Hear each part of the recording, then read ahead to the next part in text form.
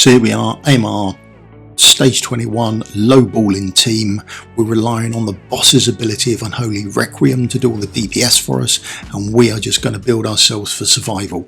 Let's jump into the video, get this smashed so you can have it 3-starred.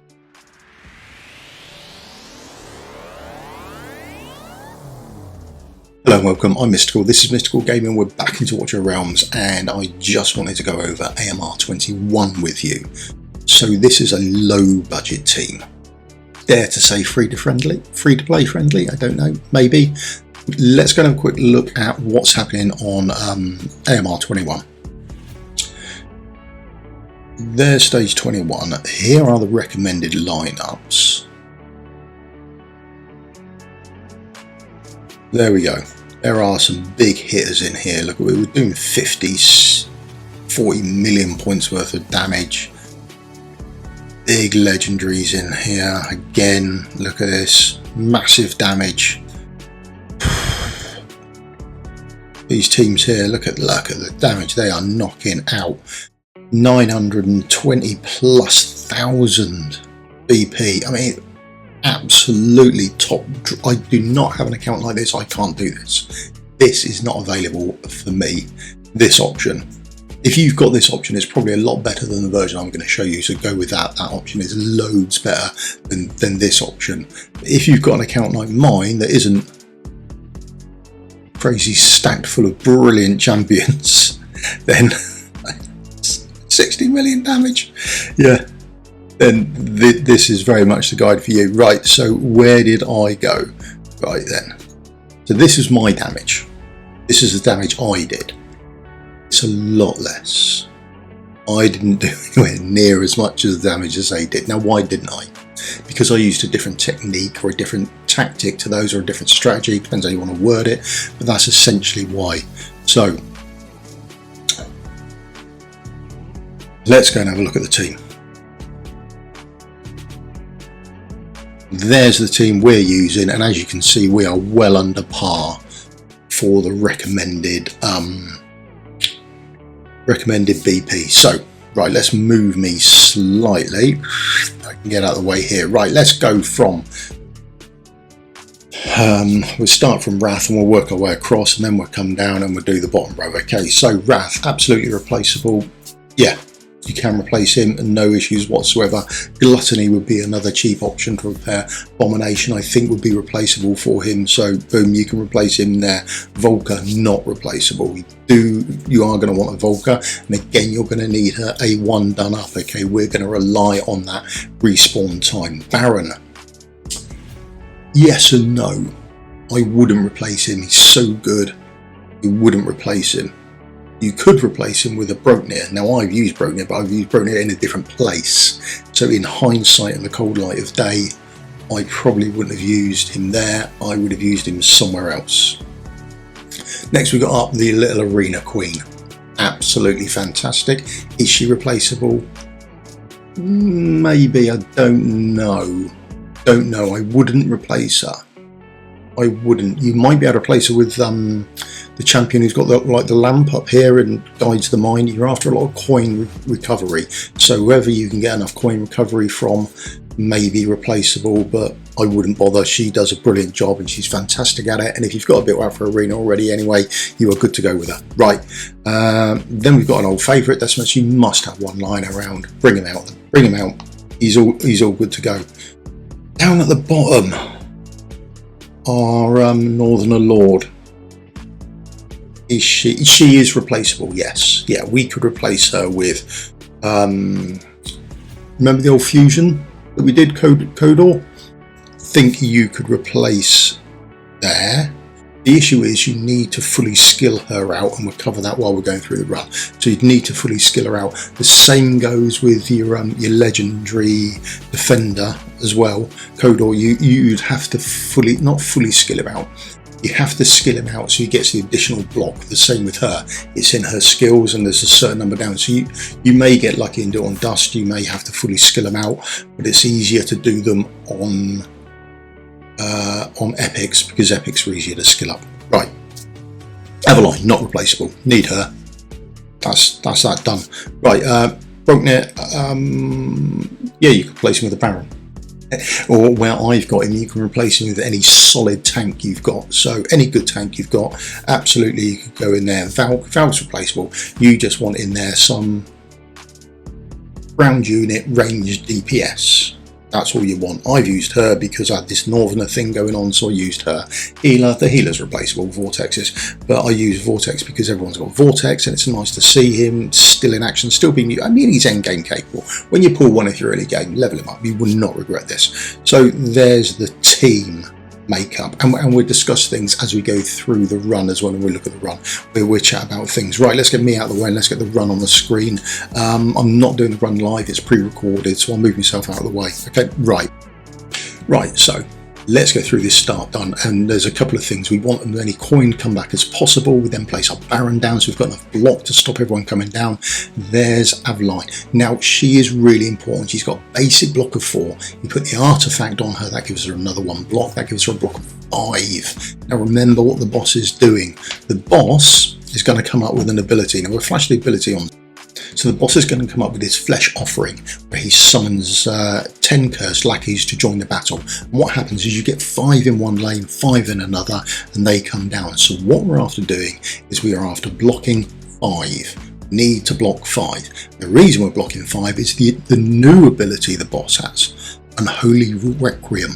Now detonates all summoned cursed lackeys, dealing massive damage to all adjacent units. Now it's the adjacent units that's important as well, so he's going to blow up all the lackeys for us. So this is where we're not doing DPS. He's going to do the DPS for us and blow all of those up for us. We just need to be able to survive long enough. So we've got 5 on the top lane, 5 on the bottom. We need to muster up a block of 5 each time to stop these lackeys getting through. That's what we're after doing. We've now at a point where both lanes are covered off. We've got enough block at the top, enough block at the bottom. We are good to go. So I'll now start placing the DPS. Now, if we have a look, we've got the escape portal there where they're going to run to, and then just above it we've got our green line running up where we can place our ground units. We do not want to place any units next to the portal.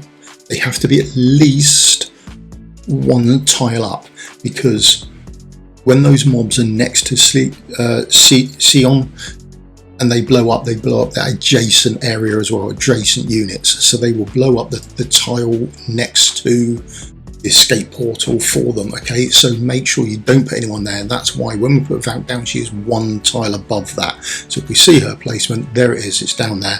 That's why she's there. She's clear of any explosions that are going to be coming up, and we'll see the fact in a minute. She'll live while pretty much everyone else dies. So he's lost a load of his health now. He's down to 72 health, and down come the minions. Up goes our tank, and then hopefully at some point I will notice, well, you know, I already do know, I notice that I haven't put a healer down. You can put your healer down much earlier than I do.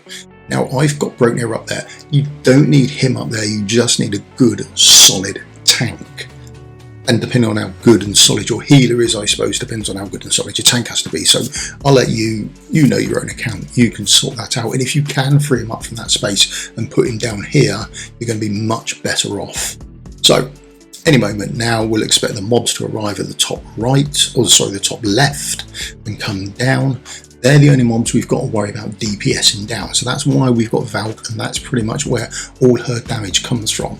She's DPSing these mobs down in that sort of top left square there, and that's essentially it. Now here comes our Holy Requiem. He's going to smash down. We'll see some green lights coming down. There we go. Greeny yellow lights. Boom, there's the explosions. Now this is why we like Baron. He's hit that unyielding state, so he's okay. So that's going to save us a little bit of coinage, and we haven't got to worry about regenerating him again. That's why Broknir would be good. He would go into that ice block, and we see up there Valk escaped it all because she was clear of that tile. Wow, that's a mouthful. Right. We've just had the boss's 3rd hit. After his 3rd hit, we can place Wrath down. Wrath goes up at the top there. Absolutely replaceable.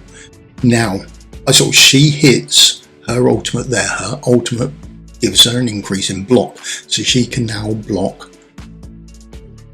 With the amulet, she can now block, I think it's up to 6. So with Baron, he's blocking 3. He's got an amulet +1. He's blocking 4. They can block all 10. When the ultimate leans off, I then start putting down some extra mobs or extra fighters just to take care of the other few that are escaping through. If they want to escape through, we want them to be there for Unholy Requiem because they need to blow up. There's the boss, he's going to kill all these for us. Sometimes they don't all die, but when he does another hit, you see then that they do blow up. Right, so they're all gone. Now we're just motoring on and we're waiting for things to come round for us. This is where it's closest. Now, there are plenty of other options you could have and could do to save you time on this. So I've got Aveline back up. Right, let's do a quick pause here. So, other tanks you could have that would be an improvement in there. Captain Reeve, I think, would be good with that stun. You're just trying to bide yourself time at this position now. So you could, if you had a Captain Reeve in there, really good option. If you had the Esoteric Lord, is it Cyrus? Is he who produces the skeletons? He's got that additional block facility as well. He'd be top draw in here as well. You don't have to worry about DPS, okay? So if you're lacking DPS but you've got some good tank units, then absolutely brilliant. So they are another couple of good options. Who else have I missed? Again, I've got Bronir in the wrong place. I should have used a better tank up there, Regulus or something like that, and then brought him down. That would have freed up some more time for me as well, and some more abilities for other people to come back round. So Decimus is there because he's got this quick revival time, and that's what we're looking for. So he's going to block up a couple for us. He then hits his undying state or his unyielding state, and then he's still blocking sight. We can get Valk up behind him, and then she's going to tank up some more for us. He's dead, and now this is the close part for us. This is where it gets really close. They're almost out, and we can just about get our last tank in there, just about in time, and that just is just enough. You don't need to clear it by miles, but there are better options for you, like we've discussed. There are better tanks available. You don't have to worry about using epics. Here comes the next Holy Requiem, and he's going to blow up the mobs for us. So here we go. There's our light. Boom. There's the mobs pretty much done. There's still a few available, but we'll stick at Decimus here, hit Decimus, and then they'll explode. The hit Siren, she will make them explode, and we're down to our last two. Now she's managed to live past the one explosion. They do about 40 to 50k points of damage to you, but when you've got 5 of them, that's a lot of points of damage. So I now put down my Baron. Baron's down there. He's going to tank up the boss for us. So that is essentially it. We are in a really nice place. The boss has only got 16% health, so that's all we've got to actually worry about. Wrath is taking care of life and himself up in that top right corner. That's not an issue. And what we're waiting on is our tanks becoming available and our fighters at the bottom becoming available again. We've got, 5 to 10 seconds for that. Baron's really nice. He's got his big shield. He's got his unyielding state. He's all good to take care of himself down there. We've got our tank and we've got our DPS in the left hand side taking care of that top left corner for us, or just over there. So that's all good. We're in relatively good state. So there's his devastating attack. He comes down, does a massive attack on us, but we're all good. We've got no issues with that. We can put down Volker down behind us, try and get some DPS done on the boss. As you can see, we've already done 0.4% on the boss. There's another devastating strike. I'd probably put him down at a bad time. Our tank is gone, but it's no worries because we've got other tanks that are coming up. So there we go. We've got Aveline down there now, and we can start recalling everyone else. The top left, top right, all dead. Nothing to worry about there. They're all gone. They're not coming back. We can start recalling everyone. Devastating strike. We're now to the point where we can tank through this. We've got some fairly solid tank gear on, and we are good to go, really. Now we've already done a full 1% of damage pretty much on that boss. Devastating strike. But we've got our healers up and we're just waiting on people coming back round for us. The longer this goes on, really, the more and more it comes to us. The game now very much more in our favour, and given another 5 seconds, when these run off, we can actually start getting our people out, and we'll have loads of tanks available, and we'll have loads of fighters available. So there's Volker. We're going to stick down a Volker again. We can stick down Valk again. She's really going to ramp up the damage for us. We can get physical vulnerability done, and occasionally with your Volker, I think you get attack down on him done. Can't remember if it's Volker. I can't remember. There you go. Someone does it. I can't remember who it is, but it's worth noting that that's a possibility you may want to play around with. So we're just piling on the tanks. We're down to 12.4%. This is not a quick fight. This is slow. This is boring. But this is a way to do it if you haven't got all that top draw DPS and you're going to be taking out the ads by yourself. Unholy Requiem will take out all the ads for you. You do not need DPS to do this fight. The exception of that top left corner just there. So you need DPS to do that bit. But other than that, it's pretty much good to go with your account, which I really like. And I don't think this is a bug. I don't think this will get fixed. This is in the game mechanics. We are just playing along with the game mechanics, okay? So last 5% to go now. We've got our fighters back down and hopefully we'll be able to smash it through this time.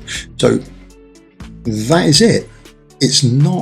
It's hard timing wise, it's hard placement wise, and there's a lot of tanks you've got to gear up and that sort of thing, and you've got to make sure you've got enough artifacts. It's not the easiest way around to do things, but if you haven't got the DPS, then we can do it this way. So this is a much budget friendly team to do it with. Okay, there we are, time's all recorded, rewards got, and we 3-starred it, so we don't have to worry about doing it again.